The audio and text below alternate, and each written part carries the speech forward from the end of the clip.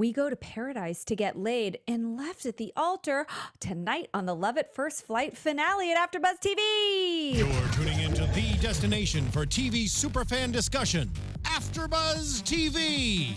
And now, let the buzz begin. Ooh, somewhere over the rainbow, way up high. Hula dancing, everyone.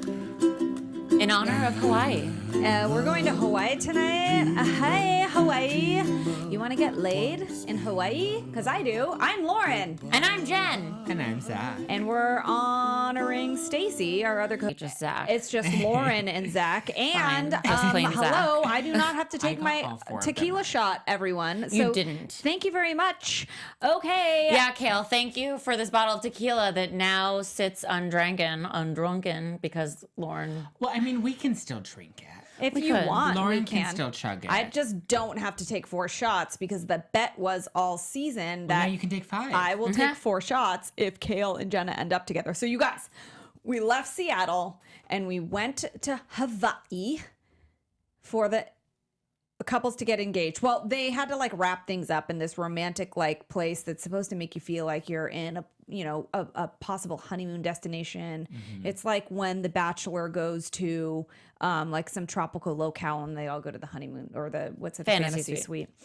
And that's where we were now. And so everyone goes and they sort of wrap up their feelings together. They do all get challenges and we'll quickly go through them. Mike and Alma get they rappel down the side of the waterfall challenge. Yes, Mike gets hurt. They help each other. It's great. Alma overreacts, shocker. And then that happens. Then Jenna and Kale go canoe paddling and they do a great job. And we see that they are like really just friends. Like this is really Right. yeah. That was But a boring challenge. It was. Snooze. They always got the boring challenges, but they were friends and they work together and they paddled together. And you see, at least they're like don't want to kill each other. Yes, Yeah. thank God, finally. Finally. Stress. I would have thrown her overboard. Yeah, totally. We will get to Stephanie and Ryan. Steph and Michael, they do this like survival challenge thing and they work together really well also and sort of summarize their feelings about like he kind of picks up where she feels weak and she really likes seeing the side of him and we see them kind of blossoming into something too, right? Yes. Yes, but it didn't go anywhere. Well, it did. Well, we'll It get did. there. I think it did. We'll get there. I have an update And from this morning. Oh, you Shut are. the I feel like front no. I door. think your predictions come from insider trading. Come on, you No, are like I'm the just psychic. guy. You're Yeah. what's that guy's name that did all the insider training? I can't think of his name. The Ponzi scheme. Yeah, the Ponzi scheme guy. That's who you are. But I'm Okay, but you Peter. guys, Stephanie and Ryan, and we're gonna You get are. Stephanie on the horn in a second. They went cageless shark diving. They get all of the good freaking challenges, and they were like really trying to let go of the negativity of Vegas. And Stephanie felt like she could do it, and Ryan was just like really in his head about it. Like stuck. Which I think is like I said earlier, I was like, that sucks that it's going to take one thing to really throw everything for a loop when Right. it seemed like there was all of the success happening for them and like Yes. they really found a connection. But then one thing was his issue. And we also have to keep in mind, guys, like this had to do, this situation that got him stuck in his head had to do with the challenge that was set up by the show. Right. So you also have to keep that in mind. He may have been uncomfortable with what had transpired, and I think they addressed that, but this was all something that was sort of, just, like we said, set up. Right. By the challenge in the show. So we were sort of like, Huh. Anyway, okay, well, you know what we're going to do because we just talked about all the couples where they were. They all seemed like they were okay in Hawaii for the most part. And we're going to get Stephanie on the phone and we are going to address then they all left Hawaii. Yeah. Separately. They were all uncomfortable traveling separately because they'd been used to traveling separately. And then they all meet in this airplane hangar in LA for the first time after a couple days of not seeing each other. And this is where we're at right now. And wackiness ensues. Stephanie, are you on the line? Hello. Yes. Hi. Thanks for Hello. calling in. Hi. Okay, so where are you calling from? So I'm on Long Island. I'm actually in Northport right now. Give us your address. Just kidding. Don't do that. And my phone number, I'll give it to you. Okay, so we watched the couples at the end of this episode, and you guys are all meeting again after a couple of days, and you seem very legitimately excited to see Ryan. And I feel his hesitancy from a mile away. He's still stuck in his head about Vegas, and you're talking him into it. How did you feel on that moment at the altar where you're like, get out of your head, tell me what's going on? Like, what do you think the issue was? I mean, to be honest with you, I feel like it came out of nowhere. I feel like it was a tactic for him to self-sabotage it. And for me, I mean, it's never really been an issue. That was the first time he ever addressed it. So it was shocking to me. Okay, so Like, seriously. He brought yeah. up the ex-boyfriend as his issue versus the Vegas thing. It was like almost like, okay, Vegas was this issue this whole time, but I have this last-minute issue that I'm really going to drive home. We, as the audience, heard nothing about that, so we were a little confused. What was that issue? Explain a little bit the ex-boyfriend scenario, if you can. I mean, to be honest with you, I mean, we all have our exes, right, that we don't really want to talk about. And off camera, we had one conversation where he had told me that he didn't want to talk about his ex because she made him move out of his apartment because she was stalking him. Oh. And that's how it came up. And I told him, listen, and I don't even want to like put my energy into my ex because it is really dangerous, you know, in a way. And I told him, I was like, well, I had to move out of my apartment before filming because my ex was coming to my apartment unannounced. And that was that. So when he brought it up at the altar, it was really confusing to me because it felt like he was looking for an escape. Right. Okay, I could see that because he was uncomfortable about Vegas, and you knew, and we knew he was uncomfortable about Vegas. Do you think his uncomfortability about the situation in Vegas was like an accurate assessment of the situation, or do you feel like he was overreacting, or what is your take on it? Let me just set the record straight, okay? Obviously cameras are on us all the time, but there was a 30-minute period between when we filmed in the morning from when we filmed at night. And he specifically said to me before we went to Magic Mike at night, he goes, you know, I thought the situation was going to be different and I just don't see marriage. Oh.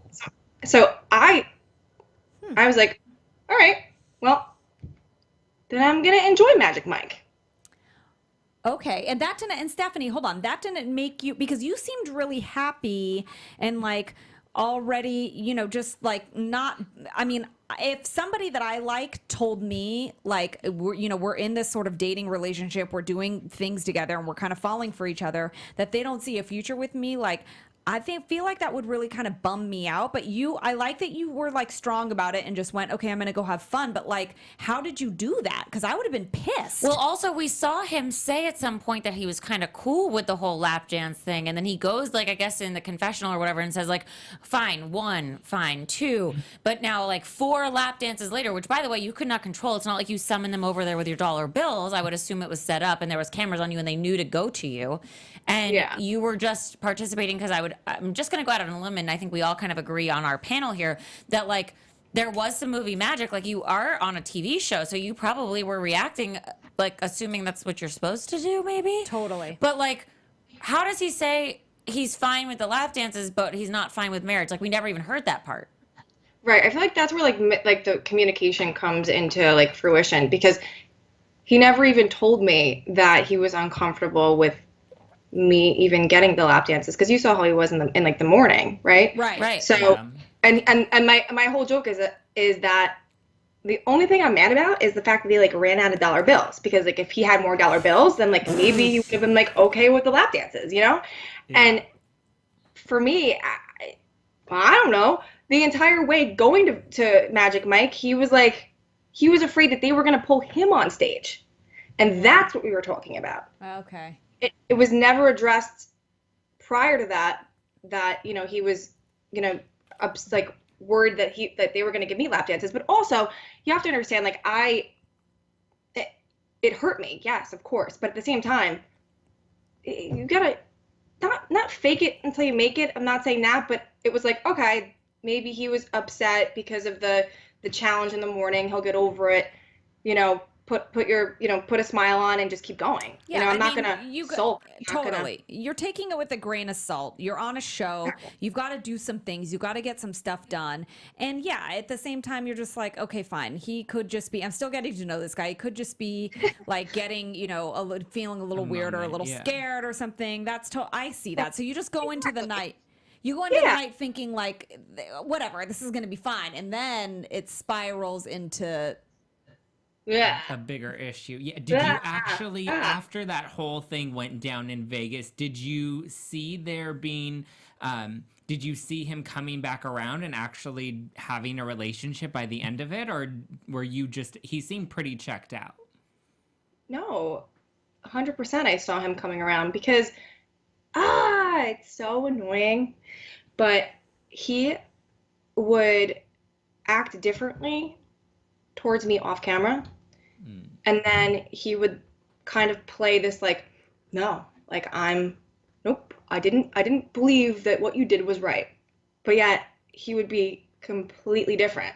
So it was hard for me to like navigate. And you see, like, if you see the diner scene where we're talking and I'm so uncomfortable because I feel like I have to walk on eggshells because I can't really talk about anything because this guy has already threatened to leave twice. Yeah, I see what you're saying. You're sort of just like trying to detect it. When is he really telling me how he's really feeling or not? And we all know watching the show, like we're not seeing everything. Right. And there's obviously a relationship that's transpiring and things that we're not seeing. Even when we're watching some of the challenges, it's obvious we're missing things because there are 4 couples. There was 2. We only have a certain amount of time, so we all have to take that into account. And I think viewers do. I mean, I remember getting to the end of this episode at the altar and feeling very confused by what was going on between we missed you guys. a lot of steps, it felt like, and I think we felt a little left out of the dynamic, which is a weird thing to feel. But I have a question for you actually about, you said that he was almost going to leave twice, let's just say. Do you have to stay on the show? Can you talk about that, or is that like not okay?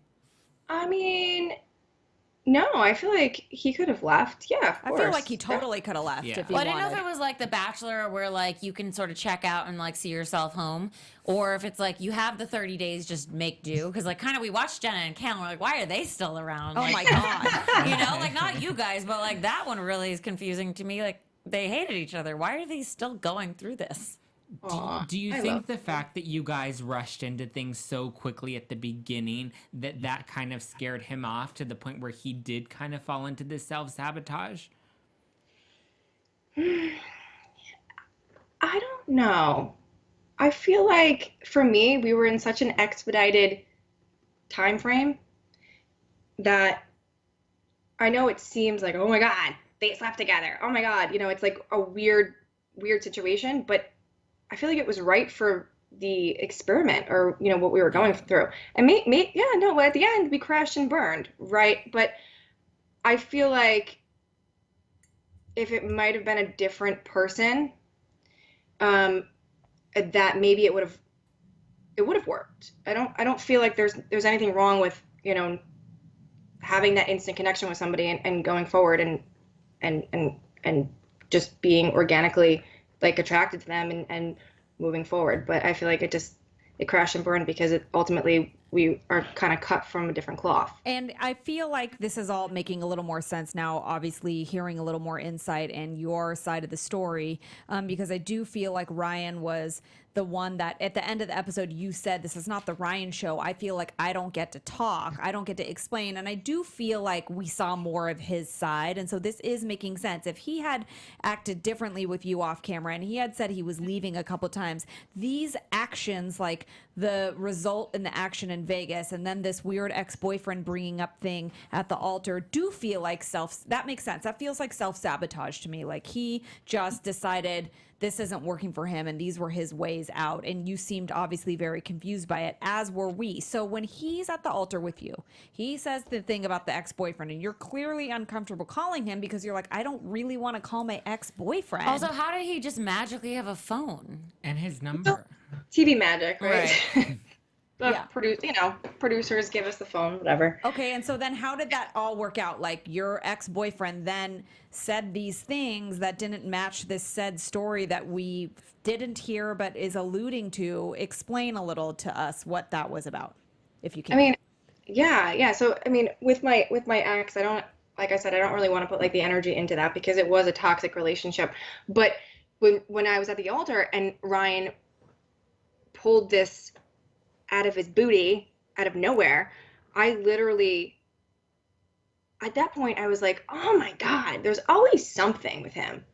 And then, I was like, well, I don't have a phone, and then, with TV, magically there's a phone, right?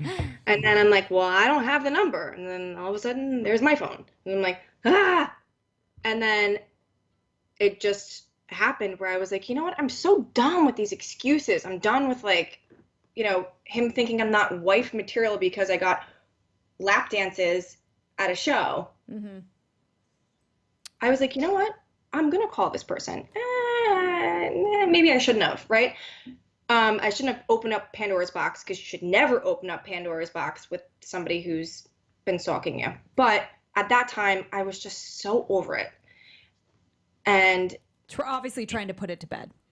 Exactly. I was trying to prove a point. But you also didn't really have a choice because your options would have been you say no, he would have been like, well, this is a deal breaker. I'm leaving. Or you He's like, did, I'm leaving. or you I was called like, him okay. and then Bye, runaway groom. Like, bye. it was like the see ya. same result regardless of what you did. So you ended up actually calling this guy though, and to the audience, it sort of sounded like a pre-recorded call. Like it didn't sound like a real person. Like maybe like someone from production. It was like so bizarre. It was a little weird sounding, I will say. Yeah. I mean, to be honest with you, obviously, I would have to have called my ex again to get permission for his voice. True. So I learned my lesson. I'm not opening up Pandora's box. I'm not calling him to get his voice. So it wasn't necessarily his voice, but it was it's exactly what happened. And it was me reacting to. Understood. So Ryan leaves, he storms out, and you're so confused, and then you're asking producers in your interview, like, where is he? And they're like, he's gone. He doesn't want to talk to you. Did you get a chance to speak with him after at all? No. And, during this entire filming process, my aunt was like in the hospital and she got the flu and she was in a coma. Oh God. And I didn't know this, but she had passed away 3 days prior to us filming the finale. Oh no. And when I got my phone, so Ryan, he was the runaway groom. He like bolted into like another bathroom store or wherever he went. And I literally was like, is this like for real? I was like, is this life? Is this like for real? And then I finally got my phone back and I found out that my aunt had passed away. And I even tried to contact him and be like, hey, like, just let's put everything aside. Obviously, we're done with the show. Just please be there for me. Because, essentially he's like my best friend for 30 days. Like he's the closest person that I was with. Sure. And no, I haven't heard from him. Nothing. So. Wow. That feels a little shocking, huh? No, not given how he acted at the end. I feel like he would just like close doors, and it was like, it sort of seems like he was emotionally unavailable because of the fact that he reacted certain way. Like he was very quick to dismiss and run away, and he sort of described a lot of the things in a very mature manner. But again, like let's all remember he is 26. I called it. Yes, you did. You did. But you why did would call they that. set you up with somebody like younger? I mean, I feel like, you don't ever really know somebody until you go through situations like this. And that's why, like, this show is awesome because you really need to traveling with somebody really brings out different characteristics of them. And, I found out before I married him, and that's amazing. And I'm not saying he's a bad person. Yeah. He's a great person, but. It does. Yeah. This process really did truly expedite the process in its own ways for every single couple, and that is understood for sure. And we can see how it got you guys to a certain point quicker. But I will say, and we talk about dating and relationships on the show, Jen and I have a podcast where we talk about dating and relationships as well. And we constantly say it's great to feel an instant connection, but we do really feel like if you try consciously to take it a little slower, you will ignore the red flags less, so that when you start to fall in love with someone, you're falling in love with the good and the bad and the nice and the mean and the everything. Like so you've that, experienced yes, more you've of their experienced- facets of their personality. Right. And I feel like that You did know- it on an expedited track. Now, do you think, though, that you would have been ready to get married? Like, do you think anyone after 30 days is actually ready to get married? We know Mike and Alma did, but was that even, what is that? Is it real? Yeah, would you even have married him if he wanted to on the spot? To be honest with you, probably not, because he showed me a lot of, like even when my mom said, "What are you gonna do when things get tough?" I mean, we're on vacation essentially, and he's locking himself in a bathroom, and he's threatening to leave. True. Personally, probably not, to be honest with you. But I can definitely relate to people who do meet, and it's like there is this instant connection. But what's so amazing is that, like, there's no work involved, right? So you're getting this person 100%. You're with them. There's no phones involved. Like, we don't have phones at all. There's no distraction, from getting to know this person, and you're just with this person. And I think it is. You can do that, of course. Yeah, and Alma and Mike did. I think that's amazing. I definitely think it's possible, 100%.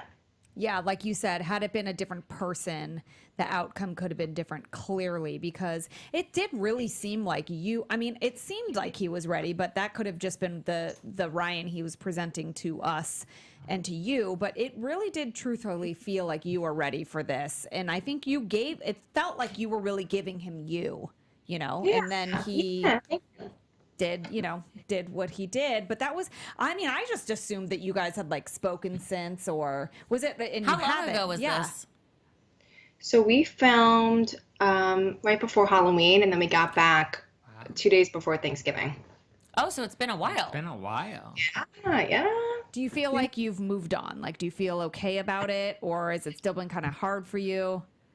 No, I feel fine. I mean, watching it, it's like, What if he you still get booty those, like, texts you tonight? little feelings, right? Because it was real for me. But at the same time, I'm like, red flag, red flag, red flag. I mean, even for me too, I'm like, how obnoxious was I, like, while I was doing foot golf? I mean, that was pretty obnoxious. But at the same time,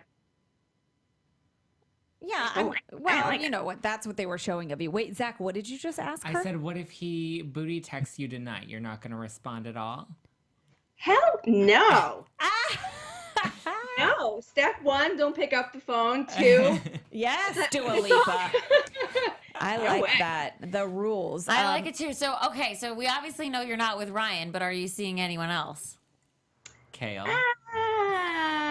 no. No. I mean, I haven't found anybody. It's it's hard. It's like I'm in this situation, right? First of all, I technically can't date, so I haven't. So I've just been working on myself and like loving myself and like spending time with family. So no, nobody's serious. That's, I feel like, the ultimate goal here is like loving yourself, being ready to receive the love from somebody else. And this process could have opened that door up for you. It was an expedited process. It could have opened the door up for anybody. It happened to not work in the end for you with Ryan, but could be working for you now because clearly you've opened the door, you've learned some things, and you're ready to now receive somebody else in your life. Could you go on season 2? Like, is that a possibility? I mean, I don't know, but I would. Oh. You totally would. I feel like you totally would. And that Well, you were could be- very yeah. open to the process, and I think maybe that also helped you and Ryan like get close quickly because you were both very positive. You were both like, "Wow, okay, this person doesn't suck," and you really dove right in and like you enjoyed it, and that's great. And so you- you did have fun. You happen to have chemistry too. That's helpful. Yeah. Yeah. And No, he we was definitely cute. have chemistry. Yeah. It's not lying. Okay, Yeah. so really quick before we let you go, do you have anything thing you're doing that you want to like talk about that where everyone can find you or watch you? Is there anything you want to talk about or like set straight before we go? Because there was a lot of discrepancies here. I think as far as what I'm doing next, I can't really tell you, but I just I appreciate everyone's reaching out to me. They're so sweet. They're like, Stephanie, like you can do better. Ryan is such a great person. I want everyone to know that. He's awesome. Even though I haven't spoke to him, literally, he really is a great, great, great person.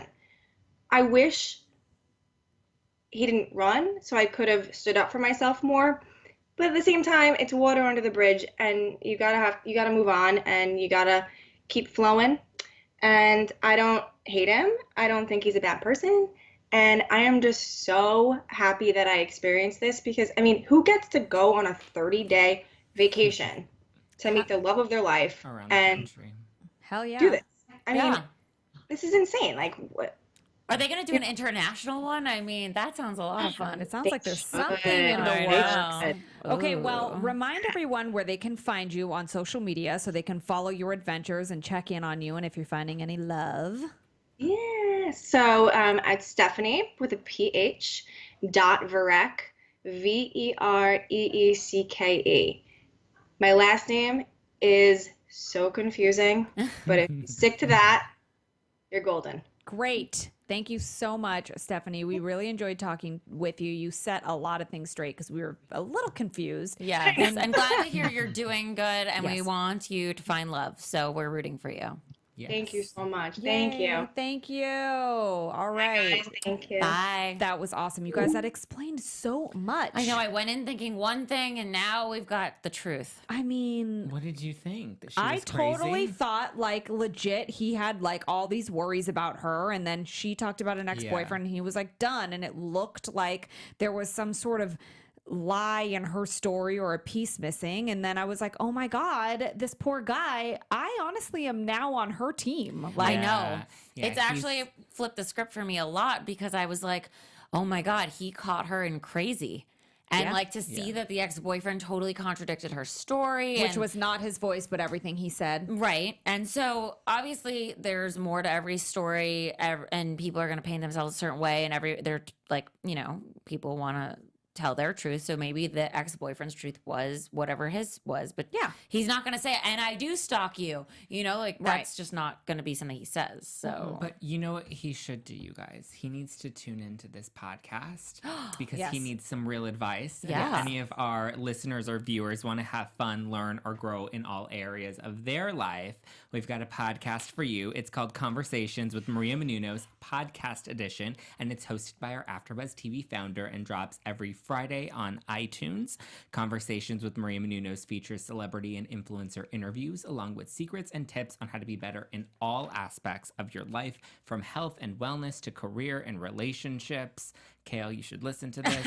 Finances and more. Let our Maria be the big sister that you've always wanted. Just go to iTunes and subscribe to Conversations with Maria Menounos for free. Be sure to comment and rate. And when you do, let Maria know that it was us that sent you there, the love at First Flight After Show, because we love her and you will too. Conversations with Maria Menounos, Podcast Edition. Check it out. You're welcome.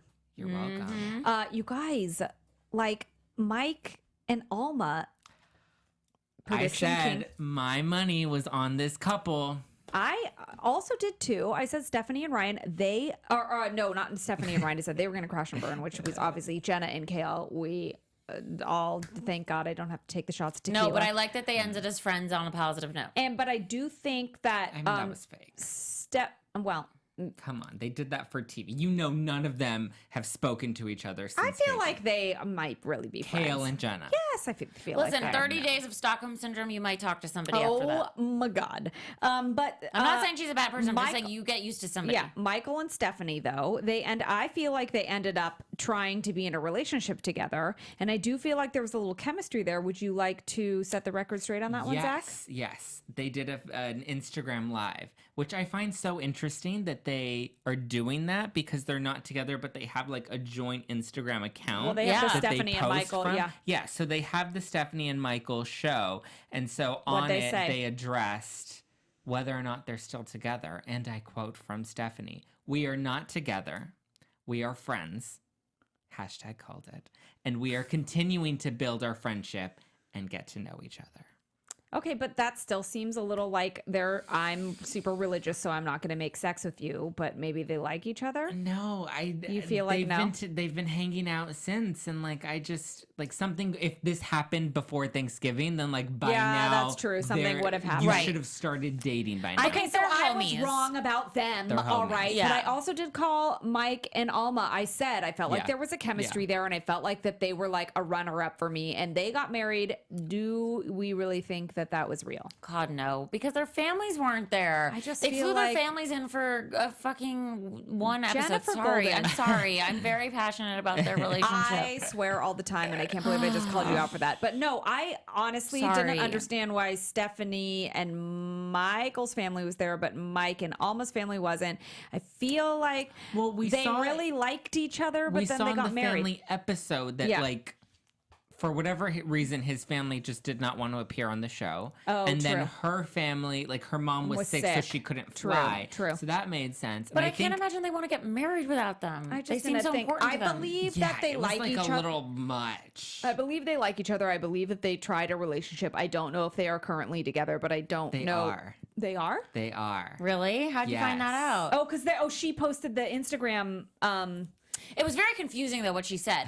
It said that she is upset that they didn't get their Photos, but that and I like was she confused thanks by that. him for going through all this with her. But And- it sounded almost like thank you, my friend Mike. No, for going but then she said like I'm your little chihuahua or whatever she said. I some thought pet she was name. telling her like audience, love your little chihuahua. Like maybe her fans call her that. No, I think that's what he calls her. I think. I don't- I mean, that why seems do you like a know name they're that makes together, sense. Zach? Before we go, why that are they same reason? together? Yeah, for that same Oh, reason. see, Oh, he that interpreted. post. It's the way you interpret social media, and we all. Wow.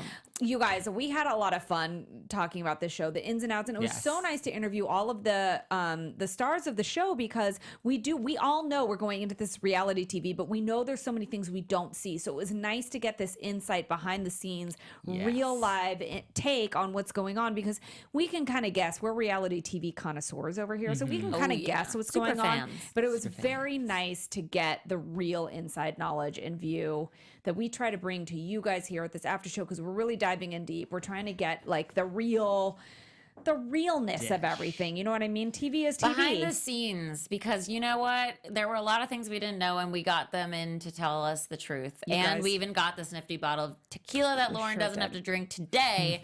But you guys, I just will. know she will be drinking. So you this. guys She doesn't are have to, but that doesn't mean she can't. Still. Right. So thank you to Kale for this tequila. Thank you, Kale. And thank you. Gosh, we interviewed Stephanie and Kale and Michael. Michael. And thank you all for coming in. Yeah. And thank you guys for tuning in and listening and watching. And Micah for the win, you guys. Oh, yeah. Micah, yeah, and good job with your predictions. Man, I mean, told you you really guys. are just the king of predictions. And remind everyone where everyone can find you. You guys can find me at Just Plain Zach all the places. And you guys can find me at Jenifer Golden on all the places as well. And you can find me at Lauren Leonelli on all the places too. And that was so much fun. Thank you guys for listening, tuning in and watching here at AfterBuzz TV for our Love at First Flight after show on Lifetime. We had a great time and cheers to Mike and Alma. Yeah, love. Yay. Happened at first flight. Woo! From executive producers Maria Menounos, Keven Undergaro, Phil Svitek, and the entire AfterBuzz TV staff, we would like to thank you for listening to the AfterBuzz TV network. To watch or listen to other after shows and post comments or questions, be sure to visit AfterBuzzTV.com. I'm Sir Richard Wentworth, and this has been a presentation of AfterBuzz TV. Buzz you later.